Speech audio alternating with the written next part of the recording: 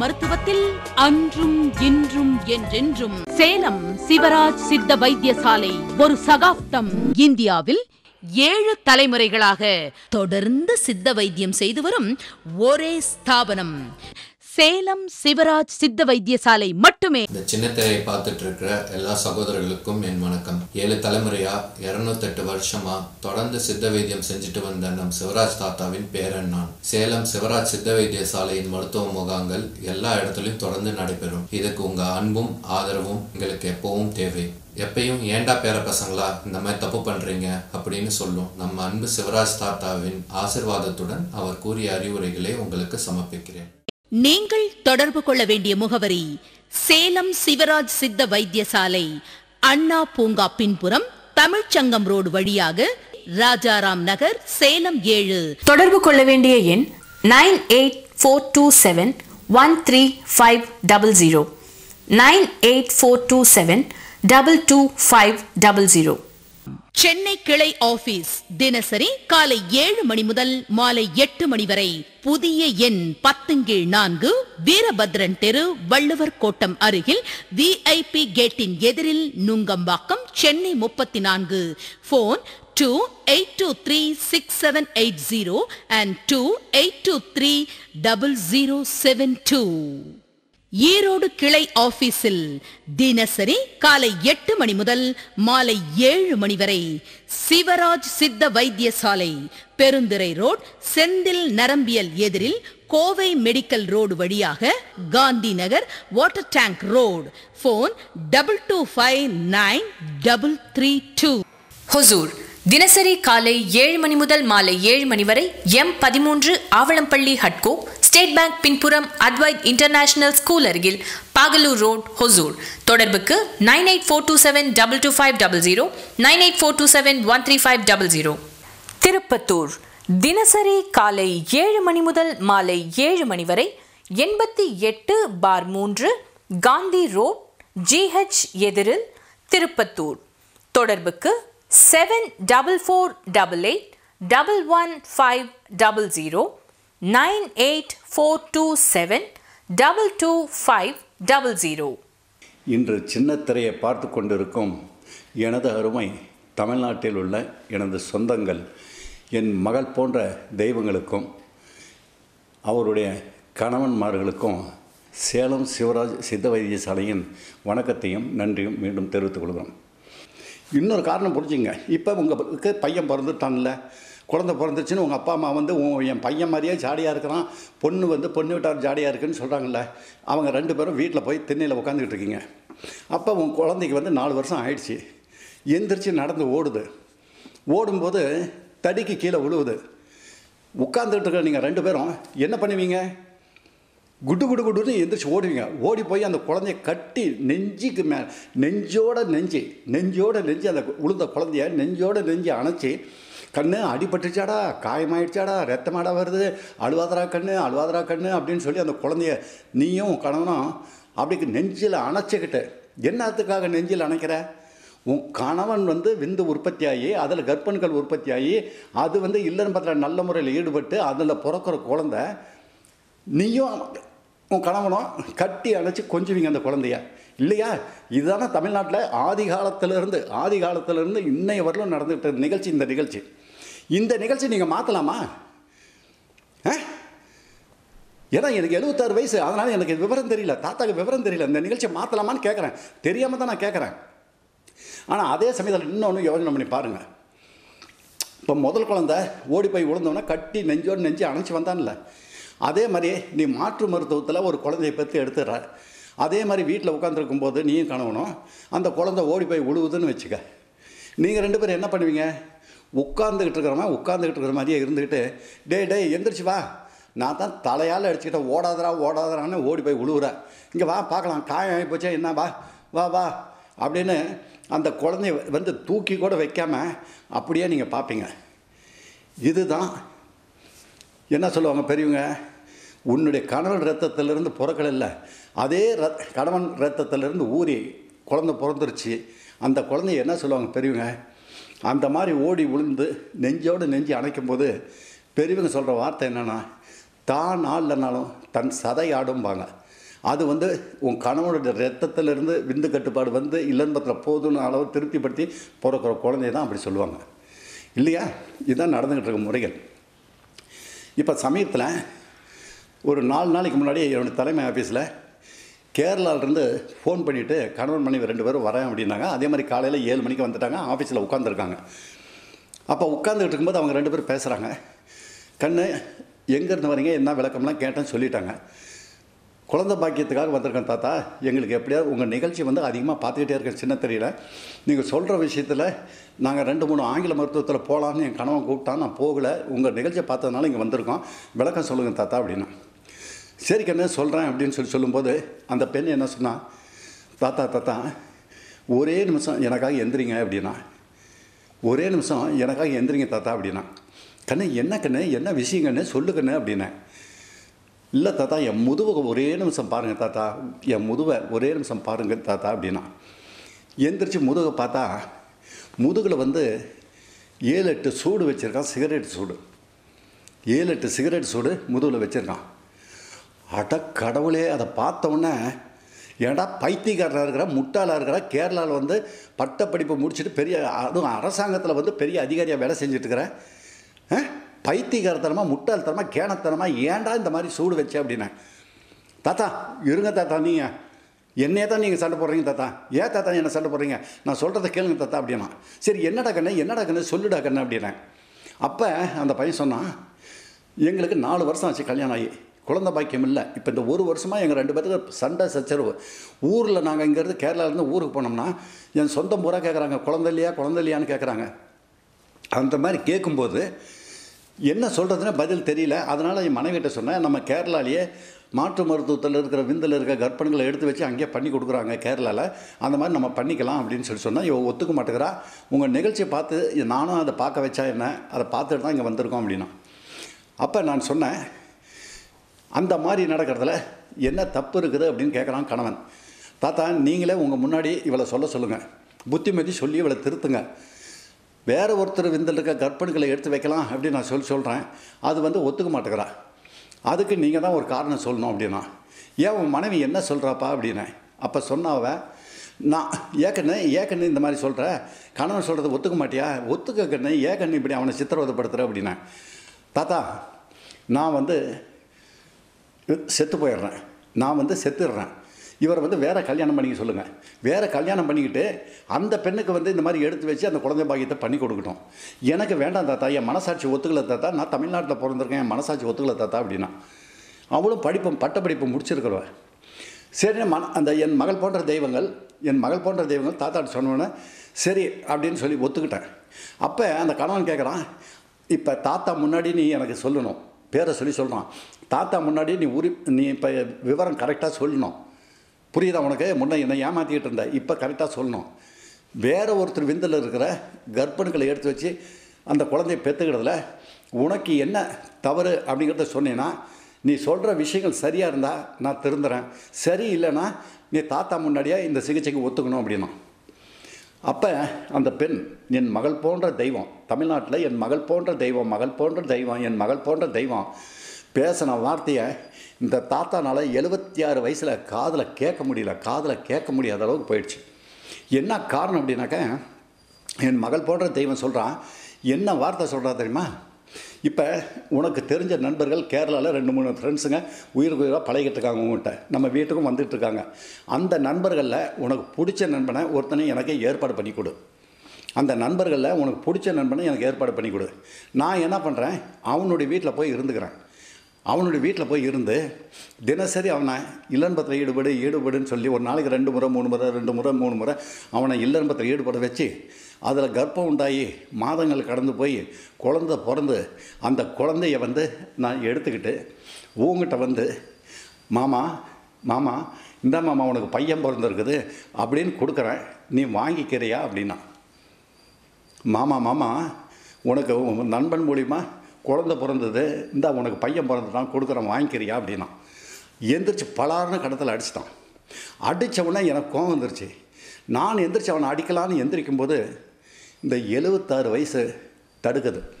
இந்த 76 வயசு அவனை அடிக்கலான்னு போகும்போது மனசு தடுக்குது. மனசாட்சிக்கு விரோதமாக ஏற்படும், தப்பு பண்ணக்கூடாது அப்படின்ட்டு அப்படியே அடங்கி உட்காந்துட்டேன். அந்த நேரம் அந்த பையனை பார்க்கும்போது அந்த புள்ள உனக்கு பையன் பிறத்துலான்னு கொடுக்குறான் வாங்கிக்கிறியான்னு சொன்ன உடனே அப்படியே உட்காந்துக்கிட்டு கடன்னு அழுகுறான். உண்மையாலுமே நான் வணங்கும் ஆஞ்சநேயர் சத்தியமாக இது நடந்த நிகழ்ச்சி. இது அப்படியே நீங்கள் கேளுங்க. இதில் பொய்யோ தாத்தா பொய் பேச வேண்டிய அவசியம் இல்லை, பொய் பேசலை. நான் அழுகுறான். அழுதுட்டு 5 நிமிஷம் கழிச்சு அந்த புள்ள கையை ரெண்டையும் பிடிச்சிட்டு நெத்தியில் இப்படி வச்சுக்கிட்டு அழுன்னு அழுகுறான். அந்த புள்ள பேரை சொல்லி தெரிஞ்சோ தெரியாமலோ தப்பு செய்ய இருந்தவனை என்னுடைய வாழ்க்கையில் மாற்றி என்னுடைய விந்திலிருந்து கர்ப்பங்கள் உற்பத்தியாகி அதில் இல்லன்பத்தில் ஏற்பட்டு அதில் பிறக்கிற குழந்தை தாங்கன்னு நம்மளுடைய குழந்தை. இப்போ நான் திருந்திட்டங்கன்னு அந்த பொண்ணு கையை பிடிச்சிட்டு அழுகுறான். ஏன்னா அந்த வார்த்தையை அவள் கேட்டான்.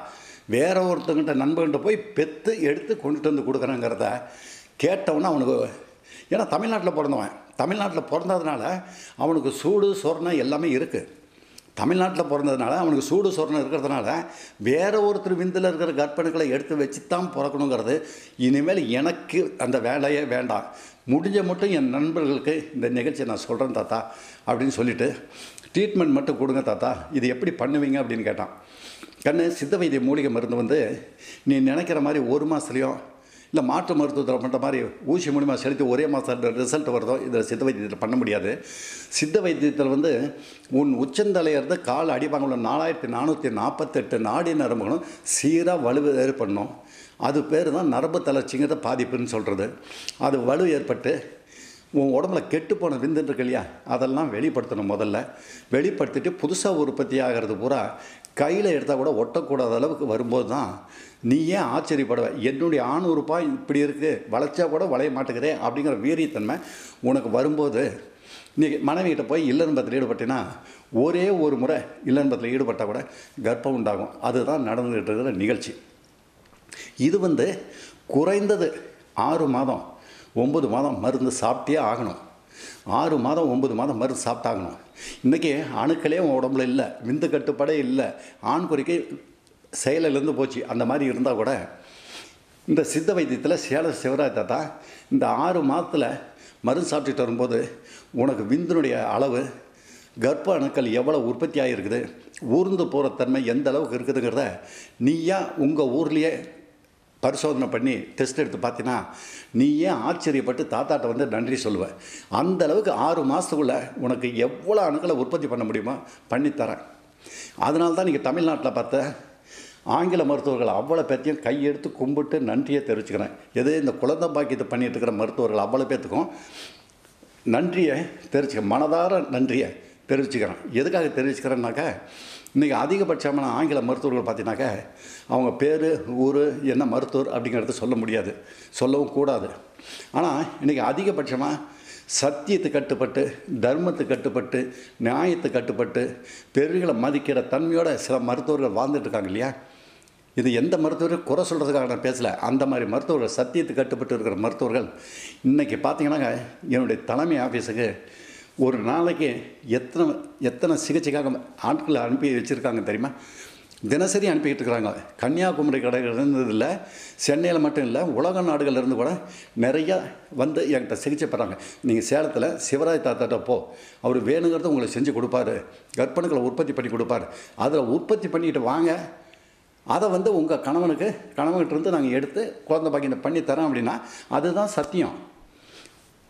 அந்த மருத்துவர்கள் சொல்கிறது, உன் கணவனுக்கு சேலம் சிவராஜ் தாத்தாட்ட போய் கர்ப்பனைகளை உற்பத்தி பண்ணி நீங்கள் நல்ல முறையில் அணுக்கள் ஊர்ந்து போகிற தன்மையோடு இருக்கிற நேரத்தில் நீங்கள் எங்கள்கிட்ட வந்தீங்கன்னாக்க நாங்கள் உங்களுக்கு அந்த மாதிரி முறையில் செஞ்சு கொடுக்குறோங்களாம். இதுதான் சத்திய வாக்குங்கிறது இதுதான். அப்போ அந்த மருத்துவர்கள் எவ்வளோ புடம் போட்ட தங்கமாக இருக்கிறதுனால நீ போய் சேலம் சிவராஜ் தாத்தாட்ட பண்ணிட்டு வானா, உண்மையாலுமே அந்த மாதிரி மருத்துவர்கள் இருந்து நம்ம தமிழ்நாட்டுக்கு கிடைச்ச பெரிய பொக்கிஷம். அதே சமயத்தில் ஆங்கில மருத்துவர்கள் உடற்கூரை மாற்றி வச்சுட்டு இருக்கிற மருத்துவர்கள் அவ்வளோ பேர்த்தையும் கையெடுத்து கும்பிட்டு நன்றி அந்த நேரத்தை தெரிவிச்சுக்கிறேன். நீங்களாம் கடவுளுக்கு நிகரானவங்க. இந்த மாதிரி நடந்துக்கிட்டு இருக்கிற நேரத்தில் நேற்று காலையில் நடந்த நிகழ்ச்சி என்ன அப்படின்னாக்க, மதுரையிலேருந்து ஒருத்தர் ஃபோன் பண்ணி இங்கே வந்திருக்காங்க. மதுரையிலேருந்து ஒரு அதிகாரின்னு சொன்னார், தலைமை ஆஃபீஸுக்கு காலையில் 7 மணிக்கு வந்துட்டார். கணவன் மனைவியோடு வந்து உட்காந்துட்ருக்காங்க. என்னங்க என்ன விஷயம்னு, இல்லை குழந்தை பாக்கியத்துக்காக வந்திருக்கோம் சார் அப்படின்னு சொன்னார். அப்போ நீங்கள் யார் என்னன்னு சொல்லி விளக்கம் கேட்டேன். அவர் நான் மதுரை என் பூர்வீகம், ஆனால் சென்னையில் இந்த மாதிரி ஒரு அதிகாரியாக இருக்கேன் அப்படின்னார். உடனே எனக்கு எந்திரிச்சு நன்றி சொன்னவருக்கு, தாத்தா தாத்தா தாத்தா ஏன் தாத்தா எந்திரிக்கிறீங்க, உட்காருங்க தாத்தாண்ணா. என்னக்கண்ணா இவ்வளோ பெரிய அதிகாரியாக இருக்கிற உன் முன்னாடி எந்திரிச்சு வணக்கம் சொல்கிறதா முறை, வயசு அதிகமாக இருந்தாலும் ஒன்று நீ செஞ்சுட்டு வேலைக்கு ஒரு மரியாதை கொடுக்கணும்ல அப்படின்ட்டு எந்திரிச்சு நன்றி சொல்லிவிட்டு உட்காந்தேன். அப்போ என்ன விஷயம் அப்படின்னு சொல்லி கேட்டேன். குழந்தை பாக்கியத்துக்கு வேறு மருத்துவத்தில் போய் நாங்கள் சிகிச்சை பண்ண போனோம். அந்த மருத்துவத்தில் என்ன சொல்கிறாங்க, வேறு ஒருத்தர் விந்தில் இருக்க கர்ப்பங்களை எடுத்து வச்சு செய்யணுங்கிறாங்க. ஆனால் எங்கள் மனசாட்சி அது ஒத்துக்கலை. மனசாட்சி ஒத்துக்கலைன்னா நான் ஆஃபீஸில் உட்காந்துட்டு இருக்கும்போது என் நண்பர்கிட்ட, ஆஃபீஸில் இருக்கிற நண்பர்கிட்ட பேசிகிட்டு இருக்கும்போது இந்த மாதிரி நடந்தது அப்படின்னு சொல்லியிருக்காரு. ஆங்கில மருத்துவத்தில் போனேன், அவங்க வேறு ஒருத்தர் விந்தில் இருக்கிற கற்பனைகளை எடுத்து வைக்கலான்னு சொன்னாங்க. மனசாட்சி ஒத்துக்கலை. அதனால் என்ன பண்ணுறது அப்படின்னு பேசும்போது அவருக்கு தெரிஞ்ச நண்பர்கள்ட்ட பேசிட்டு இருக்கும்போது ஒரு நண்பர் சொன்னாராம், இந்த மாதிரி குழந்தை பாக்கியத்துக்கு விந்தை உற்பத்தி பண்ணுறதுக்கும் கற்பனைகளை உற்பத்தி பண்ணுறதுக்கும் இல்லறம்பத்தை ஈடுபடுறதுக்கு தகுதி பண்ணுறதுக்கும் சேலம் சிவராஜ் தாத்தா இருக்கார், நீங்கள் அவர்கிட்ட போய் பாருங்கள். ஏன்னா என் மைத்துனனுக்கு நாங்கள் அங்கே தான் சிகிச்சை அனுப்பிச்சோம். அதே மாதிரி அவனுக்கு பையன் பிறந்து இப்போ நல்ல முறையில் சந்தோஷமாக அந்த குடும்பம் இருக்குது. அதே மாதிரி என்னுடைய தெரிஞ்ச நண்பர்களையும் ஒருத்தர் அனுப்பிச்சேன். அவரும் அதே மாதிரி தான் குழந்தை பாக்கியம் கிடச்சி பெண் குழந்தையாக பிறந்தவருக்கு ரொம்ப சந்தோஷமாக இருக்காங்க அப்படின்னா. அது அவங்கெல்லாம் சொன்னதுனால தான் நான் உங்களை தேடி வந்தேன் அப்படின்னா. அப்போ நீங்கள் ஏன் நீங்கள் அந்த மாற்று மருத்துவத்தில் செஞ்சுருக்கலாமே, உங்களுக்கு என்ன சங்கட்டம் அப்படின்னு. அப்போ அந்த அதிகாரி சொல்கிறாரு, நான் தமிழ்நாட்டில் பிறந்திருக்கேன், நான் தமிழ்நாட்டில் தான் வாழ்ந்திருக்கேன், இந்த தமிழ்நாட்டில் தான் மடிய போகிறேன். நான் இந்த தமிழ்நாட்டு ரத்தம், அதுவும் நான் மதுரைக்காரன் தமிழ்நாட்டுக்காரன் அப்படிங்கும்போது எனக்கு மனசாட்சி அது ஒத்துக்கலை. வேறு ஒருத்தர் விந்தில் இருக்கிற கற்பனைகளை எடுத்து வச்சு தான் பண்ணிக்கணும் அப்படின்னா மாட்டுக்கும் மனுஷனுக்கும் என்ன வித்தியாசம் இருக்குது? அந்த மாதிரி நான் பண்ணிக்கிட்டேன்னா மாட்டுக்கும் மனுஷனுக்கும் என்ன வித்தியாசம் இருக்குது அப்படின்னு அவர் சொன்னதை கேட்டுட்டு ஒரு 5 நிமிஷம் நான் அப்படியே அமைதியாக உட்காந்துட்டு மாட்டுக்கும் மனுஷனுக்கும் என்ன தாத்தா வித்தியாசம் இருக்குது? வேறு ஒருத்தர் விந்தில் இருக்கிற கற்பனைகளை எடுத்து வச்சு பிறக்கிற குழந்தை, என் மனசாட்சி மாட்டுக்கும் மனுஷனுக்கு என்ன வித்தியாசம் இருக்குங்கிற மாதிரி நினப்பு வந்தது. அதனால் அந்த முறை எனக்கு வேண்டாம் தாத்தா அப்படின்னா. நான் சொன்னேன், இந்த மூலிகை சித்த வைத்தியத்தில் 18 சித்தர்களும் ஞானிகளும் செஞ்சு வச்சதை எழுதி வச்ச ஓலைச்சுவடி இருக்கு இல்லையா, அந்த ஓலைச்சுவடியில் என்ன சொல்லியிருக்காங்கன்னா, விந்து கட்டுப்பாடு பண்ண முடியும், இல்லறம்பத்துக்கு ஈடுபட தகுதி பண்ண முடியும். ஒருத்தன் எத்தனை வருஷம் தவறு செஞ்சு பாதிக்கப்பட்டிருந்தாலும் அவனுக்கு எல்லா விதமும் பண்ணி கொடுத்து கர்ப்பணுக்களை உற்பத்தி பண்ணி இல்லறம்பத்தில் மனைவிகிட்ட ஈடுபட்டு போதுமாமான்னு செய்கிற அளவுக்கு சித்த வைத்தியத்தில் மூலிகை இருக்குது. ஆனால் நான் வணங்கும் ஆஞ்சநேயர் சத்தியமாக என் தமிழ்நாட்டு சொந்தங்கள் அவ்வளோ பேருக்கு சொல்கிறேன், இதை கவனமாக கேட்டுங்க. இப்போ சித்த வைத்தியத்தில் குழந்தை பாக்கியத்தையோ விந்து கட்டுப்பாட்டையோ இல்லறம்பத்துக்கு ஈடுபட தகுதி பண்ணுறதுக்கும் சித்த வைத்தியத்தில் மருந்து இல்லைன்னு வச்சுங்க. சித்த வைத்தியத்தில் விந்து கட்டுப்பாடு பண்ணுறதுக்கும் இல்லறம்பத்துக்கு ஈடுபட தகுதி பண்ணுறதுக்கும் கணவனுக்கு வீரியத்தன்மையை கொடுக்கறதுக்கும் இதில் மருந்தே இல்லை, சித்த வைத்தியத்தில் பண்ண முடியாது அப்படின்னு இருந்தால் மட்டும்தான் நீங்கள் மாற்று மருத்துவத்தில் போய் செய்யலாம். அப்படி இருந்தால் நீங்கள் மாற்று மருத்துவத்தில் போய் செய்யலாம். நான் வேண்டான்னு சொல்ல, உங்களை கையெடுத்து கும்பிட்டு வரவேற்கிறேன்.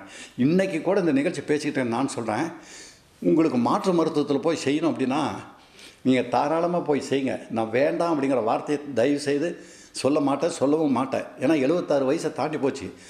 அதனால் உங்களுடைய விருப்பங்கள் என்னங்கிறது எனக்கு தெரியும். அதனால் நீங்கள் ஆங்கில மருத்துவத்தில் போய் செய்கிறீங்கன்னா உங்களை தடுக்கிறதுக்கோ உங்களை திசை திருப்பி மாற்றுறதுக்கோ ஏமாற்றுறதுக்கோ நான் தயாராக இல்லைங்கிறதையும் இந்த நேரத்தில் சொல்லிக்கிறேன். ஏன்னா சித்த வைத்திய மூலிகளை விந்து கட்டுப்பாடு பண்ண முடியும். விந்து கட்டுப்பாடு உற்பத்தி பண்ணி அந்த கர்ப்பணுக்களை உற்பத்தி பண்ண முடியும். அந்த கர்ப்பணுக்களை உற்பத்தி பண்ணும்போது உன் கணவனுடைய உடம்புல அவன் நடவட பாவனை, ஓடி ஆடிய தெம்பு, உற்சாகம், மகிழ்ச்சி எல்லாத்தையும் மாற்றி இல்லறம்பத்துக்கு ஈடுபடக்கூடிய அளவுக்கு அவனை தகுதி பண்ணும்போது பார்த்தீங்கன்னா விந்து உற்பத்தி போதுங்கிற அளவு தயார் பண்ணும்போது அவன் ஆண் உறுப்பை அவனே பார்த்தானா ஆச்சரியப்படுவான். அட கடவுளே, என்னடா சேலம் சிவராஜ் இந்த மாதிரி பண்ணியிருக்கிறாரு, நீ ஆண் உறுப்பு அப்படி வளைச்சினா வளைக்க முடியாது, அந்த அளவுக்கு உனக்கு வீரியத்தன்மை வந்துடும்.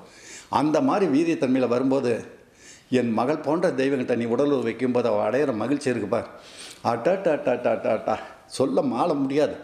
அதனால் நீங்கள் தமிழ்நாட்டில் எந்த இதை பற்றியும் கவலைப்படாதீங்க.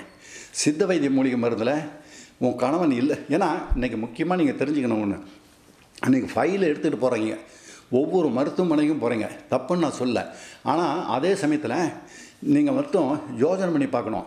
என் மகள் போன்ற தெய்வங்கள், கண்ணே கண்ணே உன்னை தான் கேட்குறேன், தாத்தா ஏமாந்துடாத, வாழ்க்கையை ஏமாந்துடாத, குட்டிச்சோர் பண்ணி சின்ன அப்படி படுத்திக்காத, அப்புறம் பின்னாடி கண் கெட்டு போய் அவசரப்படாத, கவலைப்படாத, வேதனைப்படாத.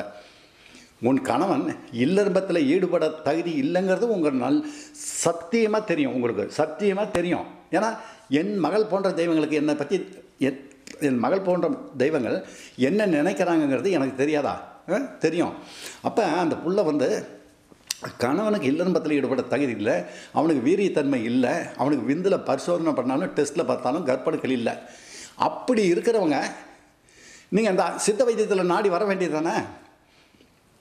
நல்லா தெரியும். ஒரே ஒரு முறை கூட உங்கள் கணவன் இல்லறத்தில் ஈடுபட தகுதி இல்லாத இருக்கலாம் தமிழ்நாட்டில். இன்றைக்கி தமிழ்நாட்டில் ஃபைல் எடுத்துக்கிட்டு ஒவ்வொரு மருத்துவமனைக்கும் போயிட்டு இருக்கிறவங்க அவ்வளோ பேரும் கையிலாகாமல், பெண்ணை திருப்திப்படுத்த முடியாமல், மன வேதனைப்பட்டு வெம்பி இந்த மாதிரி தான் இருந்துகிட்ருக்கானுங்க என் மகன் போன்ற வாலிபர்கள். இன்றைக்கி ஒவ்வொருடைய பெண்ணுடைய கணவன்மாரும் ஃபைல் எடுத்துகிட்டு போகிறானாவே நீங்கள் அவனை பார்த்த உடனே சொல்லலாம், ஓஹோ இவனுக்கு இல்லறத்தில் ஈடுபட தகுதி இல்லை. நீங்கள் எந்த இடத்துல பார்த்தாலும் நினச்சிங்க, ஃபைல் எடுத்துகிட்டு ஹாஸ்பிட்டலுக்குள்ளே போகிறானாவே அவனுக்கு இல்லறத்தில் ஈடுபடக்கூடிய அளவுக்கு தகுதி இல்லை, கர்ப்பணுக்கள் கிடையாது. இல்லறத்தில் ஈடுபடுறதுக்கு அவனுக்கு ஆண் குறி எனக்கு இறந்த நிலைக்கு போயிருக்கோம், ஒன்றுமே இல்லை. அப்படி இருக்கிறவன் தான் ஃபைல் எடுத்துகிட்டு அங்கே போகிறான். உனக்கே ஆன்மத்தன்மை இல்லையே, தமிழ்நாட்டில் பிறந்திருக்க, தமிழ்நாட்டில் வளர்ந்துருக்க, தமிழ்நாட்டில் ஆளாக இருக்கிற இந்த சேலம் சிவராஜ் தாத்தா சொல்கிற வார்த்தையை கேட்க மாட்டியா நீ? உன்னாலேயே முடியல, எதுக்கடா கேட்டு ஃபைல் எடுத்துகிட்டு சுற்றுற? எதுக்கு ஃபைல் எடுத்துகிட்டு சுற்றுற? அறிவு இல்லையா, சிந்தனை இல்லையா? என்ன பட்டப்படிப்பு படிச்சிருந்தாலும் சரி, கை நாட்டு போடுறவனாக இருந்தாலும் சரி, விவசாயம் பண்ணிட்டு இருக்கணும் சரி, ஏன் உனக்கு அறிவு இருக்க மாட்டேங்குது? நான் சொல்லியிருக்கேன், தமிழ்நாட்டில் இருக்கிறவங்க அறிவு சிந்தனை உள்ளவங்க அற்புதமான உலக நாடுகளில் யாருமே இப்படி இருக்க மாட்டாங்க. நான் ஒவ்வொரு நிகழ்ச்சியும் சொல்கிறேன். அப்படி இருக்கும்போது அந்த ஃபைல் எடுத்துக்கிட்டு எதுக்கடாக நான் வீட்டை விட்டு போகிறேன்? இன்றைக்கி தெரிஞ்சுக்க, நீ ஃபைல் எடுத்துகிட்டு வெளியே போனேனாவே உனக்கு இல்லறத்தில் ஈடுபட தகுதி இல்லை, உன்கிட்ட விந்து கட்டுப்பாடு இல்லை, நீ மனைவியை திருப்திப்படுத்த முடியாதவன். புரியுதா? எல்லாருக்குமே தெரிஞ்சிடும். அந்த மாதிரி வேண்டாம். என்னுடைய தமிழ்நாட்டில் பிறந்த என் மகன் போன்ற வாலிபர்களுக்கு என்ன வேணுமோ அதை சேலம் சிவராஜ் தாத்தா பண்ணி கொடுக்குறான். புரியுதா உங்களுக்கு? இந்த சித்த வைத்தியத்தில் பண்ணி கொடுக்க முடியாது அப்படிங்கிறதுல நீ எந்த மாதிரி பாதிக்கப்பட்டிருந்தாலும் சரி, எத்தனை வருஷம் குழந்தை பாக்கியம் இல்லைனாலும் சரி, சேலம் சிவராஜ் தாத்தத்தில் நீ சிகிச்சை பண்ணுங்கிற அவசியமே கிடையாது, சிகிச்சை பண்ணணும் அப்படிங்கிற அவசியம் கிடையாது. ஒரே ஒரு முறை தாத்தா எனக்கு இத்தனை வருஷமாக குழந்தை இல்லை, இதுக்கு என்ன தாத்தா பண்ணலான்னு கேட்டேன்னா, உனக்கு அறிவுரை அற்புதமாக விளக்கமாக என் மகனும் நீயும் ஏற்றுக்கிற அளவுக்கு உனக்கு விளக்கத்தை நான் சொல்கிறேன். அந்த மாதிரி விளக்கம் சொல்லும்போது சேலம் சிவராஜ் தாத்தா ஒரு பொய்யை பேசாமல் இந்த விளக்கத்தை சொல்லும்போது உனக்கு திருப்திப்பட்டதுன்னா, நான் வணங்கம் ஆஞ்சநேயர் சத்தியமாக சொல்கிறேன், உனக்கு விருப்பப்பட்டதுன்னா மட்டும் என்கிட்ட சிகிச்சை பண்ணு. ஆலோசனை பண்ணுறதுக்கு காசு கேட்கல, பணம் கேட்கல. நீ எந்த ஊரில் இருந்தாலும் சரி, உலக நாடுகளில் இருந்தாலும் சரி, ஆலோசனை பண்ணு. இது சித்த வைத்தியத்தில் குழந்தை பாக்கியத்தை பண்ணி கொடுக்குறது தமிழ்நாட்டில் 18 சித்தர்களும் ஞானிகளும் சொல்லி வச்சதுக்கு அடுத்தது இந்த சித்த வைத்தியத்துக்கு தமிழ்நாட்டில் இந்த சித்த வைத்தியனா அதனுடைய அத்தாரிட்டி நான் தான் அப்படிங்கிறத இந்த நேரத்தில் பெருமையாக நான் உங்களுக்கு தகவல் தெரிவிச்சுக்கிறேன். ஏன்னா சித்த வைத்தியத்தில் சேலம் சிவராஜ் தாத்தானால தான் பண்ண முடியும். ஏன்னா 76 வயசை தாண்டி வந்திருக்கேன். 76 வயசை தாண்டி போயிட்டு இருக்கிறேன். நான் என் மகள் போன்ற பெண்களுக்கும் அவங்க கணவன்மார்களுக்கும் சந்தோஷப்பட்டு குழந்தை குட்டி பெற்றுட்டு 3 பேரும் 100 ஆண்டு வாழக்கூடிய அளவுக்கு தகுதி பண்ண கொடுக்க முடியும் அப்படிங்கிறத இந்த நேரத்தை தெரிவிச்சுக்கிட்டு, என் மகள் போன்ற தெய்வங்களுக்கும் கணவன்மார்களுக்கும் என் நன்றியை தெரிவித்து முடித்துக்கொள்கிறேன். நன்றி, வணக்கம். டாக்டர் அவர்கள் கீழ்கண்ட இடங்களுக்கு மருத்துவ முகாம் வருகிறார். திருச்சி 1ஆம் தேதி மற்றும் 9ஆம் தேதி காலை 6 மணி முதல் மாலை 5 மணி வரை ஹோட்டல் அபிராமி, சென்ட்ரல் பஸ் நிலையம், அண்ணா சிலை அருகில். திருப்பூர் 1ஆம் தேதி காலை 6 மணி முதல் மதியம் 12 மணி வரை SAP residency, 111 municipal office road. Thanjai 2ஆம் தேதி காலை 6 மணி முதல் மதியம் 12 மணி வரை அசோக் லாட்ஜ், அப்ரஹாம் பண்டிதர் ரோட், சாந்தி தியேட்டர் ரோட். கும்பகோணம் 2ஆம் தேதி மதியம் 2 மணி முதல் மாலை 5 மணி வரை ஹோட்டல் திருமால், ஜான் செல்வராஜ் நகர், புதிய பஸ் நிலையம் அருகில். நாகர்கோவில் 2ஆம் தேதி காலை 6 மணி முதல் மாலை 5 மணி வரை hotel Ganga palace, KP road, Chettikulam junction. Nellai 3ஆம் தேதி மற்றும் 23ஆம் தேதி காலை 6 மணி முதல் மாலை 5 மணி வரை பரணி லாட்ஜ், பழைய பஸ் நிலையம் அருகில், மதுரை ரோட். விழுப்புரம் 3ஆம் தேதி காலை 6 மணி முதல் மாலை 5 மணி வரை ஹோட்டல் ஆதித்யா, புதிய பஸ் நிலையம் எதிரில், தேர் விநாயகர் கோவில், KK நகர். திருவள்ளூர், 3ஆம் தேதி காலை 6 மணி முதல் மாலை 5 மணி வரை RM கெஸ்ட் ஹவுஸ், பழைய கலெக்டரேட் ரோட், காக்கலூர். மதுரை, 4ஆம் தேதி மற்றும் 22ஆம் தேதி காலை 6 மணி முதல் மாலை 5 மணி வரை college house, town hall road, junction எதிரில். கள்ளக்குறிச்சி, 4ஆம் தேதி காலை 6 மணி முதல் மாலை 5 மணி வரை AKT லாட்ஜ், பஸ் நிலையம் அருகில். காஞ்சிபுரம், 4ஆம் தேதி காலை 6 மணி முதல் மதியம் 12 மணி வரை வசந்த் வில்லா, TK நம்பி வீதி, வெங்குடி மருத்துவமனை மற்றும் பெண்கள் காலேஜ் பஸ் ஸ்டாப் அருகில். செங்கல்பட்டு, 4ஆம் தேதி மதியம் 2 மணி முதல் மாலை 7 மணி வரை hotel Valli Paradise, number 87, GST road. Theni, 6ஆம் தேதி காலை 6 மணி முதல் மாலை 5 மணி வரை ஹோட்டல் தேனி இன்டர்நேஷனல், பழைய பஸ் நிலையம், மதுரை ரோட், தேனி. பழனி, 7ஆம் தேதி காலை 6 மணி முதல் மாலை 5 மணி வரை ஸ்ரீராம் லாட்ஜ், பஸ் நிலையம் எதிரில், பழனி. திருப்பத்தூர், 7ஆம் தேதி காலை 6 மணி முதல் மாலை 5 மணி வரை சுந்தர் லாட்ஜ், 36, கிருஷ்ணகிரி ரோட், வேலூர் மாவட்டம். திண்டுக்கல், 8ஆம் தேதி மற்றும் 24ஆம் தேதி காலை 6 மணி முதல் மாலை 5 மணி வரை hotel Aishwarya, Spencer compound, bus நிலையம் எதிரில். திருவண்ணாமலை, 9ஆம் தேதி மற்றும் 22ஆம் தேதி காலை 6 மணி முதல் மாலை 5 மணி வரை ராதா லாட்ஜ், 94, சின்னக்கடை வீதி. வேலூர், 11ஆம் தேதி காலை 6 மணி முதல் மாலை 5 மணி வரை hotel Ranga lodging house, number 3, தென்னைமரம் தெரு. சிதம்பரம், மதியம் 2 மணி முதல் மாலை 5 மணி வரை ஜெயராம் லாட்ஜ், 24, SP கோயில் தெரு. கடலூர், 11ஆம் தேதி காலை 6 மணி முதல் மதியம் 12 மணி வரை hotel car lodge, 62, Lawrence road. Mayavaram, 12ஆம் தேதி காலை 6 மணி முதல் மதியம் 12 மணி வரை அல் முஜமல் லாட்ஜ், பழைய பஸ் நிலையம் அருகில். நாகப்பட்டினம், 12ஆம் தேதி மதியம் 2 மணி முதல் மாலை 5 மணி வரை பூம்புகார் லாட்ஜ், புதிய பஸ் நிலையம் எதிரில். புதுக்கோட்டை, 13ஆம் தேதி மதியம் 2 மணி முதல் மாலை 5 மணி வரை ஹோட்டல் ராயல் பார்க், புதிய பஸ் நிலையம் எதிரில். திருப்பூர், 14ஆம் தேதி காலை 6 மணி முதல் மாலை 5 மணி வரை SAP residency, 111, municipal office road. Mannargudi, 13ஆம் தேதி காலை 6 மணி முதல் மதியம் 12 மணி வரை ஹோட்டல் காவேரி லாட்ஜ், புதிய பஸ் நிலையம் எதிரில். கோவை, 13ஆம் தேதி மற்றும் 26ஆம் தேதி காலை 6 மணி முதல் மாலை 5 மணி வரை ஸ்ரீ லக்ஷ்மி லாட்ஜ், லக்ஷ்மி ஜுவல்லரி அருகில், ராஜவீதி. கரூர், 14ஆம் தேதி காலை 6 மணி முதல் மாலை 5 மணி வரை ஆர்த்தி ஹோட்டல், பஸ் நிலையம் அருகில். புதுவை, 16ஆம் தேதி காலை 6 மணி முதல் மாலை 5 மணி வரை ஹோட்டல் ஸ்ரீ சப்தகிரி, பஸ் நிலையம் எதிரில், புதுவை. தென்காசி, 18ஆம் தேதி காலை 6 மணி முதல் மாலை 5 மணி வரை கிருஷ்ணா டூரிஸ்ட் ஹோம், 2, பழைய பஸ் நிலையம் ரோட்.